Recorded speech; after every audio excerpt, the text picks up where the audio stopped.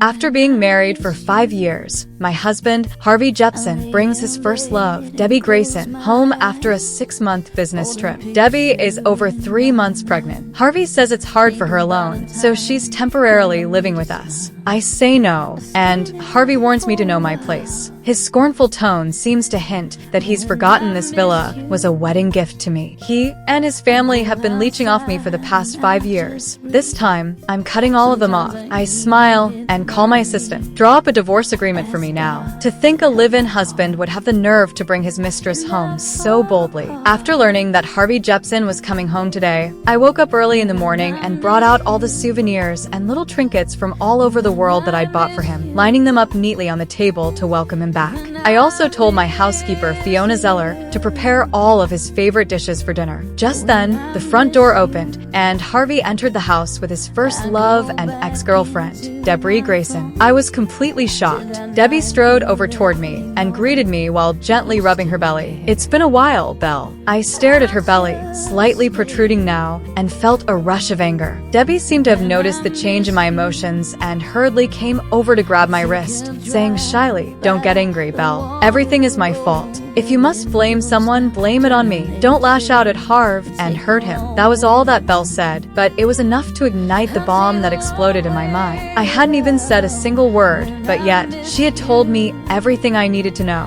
Harvey stood to the side, watching my reaction, looking like he was going to rush up to protect Debbie from my wrath at any moment. I clenched my fists by my sides and glared at Harvey. "Aren't you going to explain anything?" After that, he just sighed and pulled Debbie toward him. "Come with me to pick out a room that you like. Leave the rest to me." Harvey's gentle demeanor got me completely stunned. He had never been gentle with me before in our 5 years of marriage. He then helped Debbie upstairs while keeping a strict eye on me. The driver, Tim Cruz, then brought in 3 huge suitcases. I figured that Debbie had probably brought half of all her belongings with her. Debbie looked a lot more rosy and healthy than me, but Harvey still kept fussing over her like she was some fragile porcelain doll. I just fell back onto the couch, waiting for Harvey to settle her down and give me an explanation for all of this. However, as I heard them laughing and giggling with each other upstairs, I couldn't stand it any longer and was about to rush upstairs when the doorbell suddenly rang. Harvey's parents, Alex Jepson and Sandra Munster, stormed into the house with a dark look on their faces. They bypassed me as if they never even caught sight of me and headed straight up the stairs. I went up after them and saw Harvey coming clean to his parents with a sincere look on his face. "It's not that I'm purposely hiding this from you both, but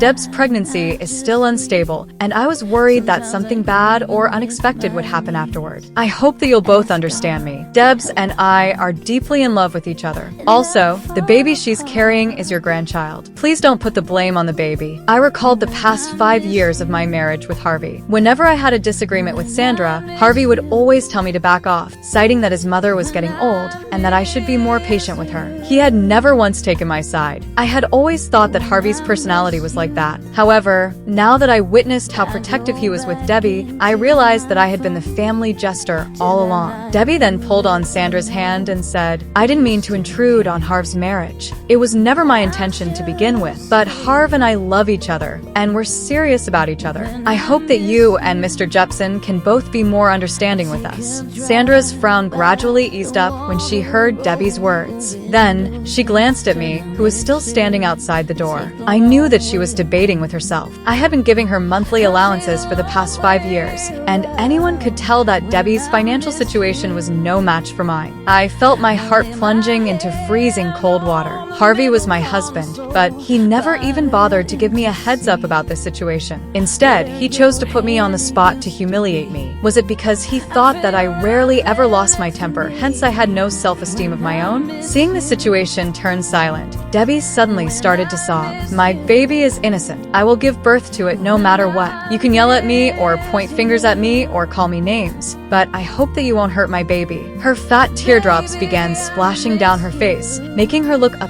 pitiful sight. Harvey felt sorry for her and tried wiping away Debbie's tears. Then he spoke impatiently. "Mom,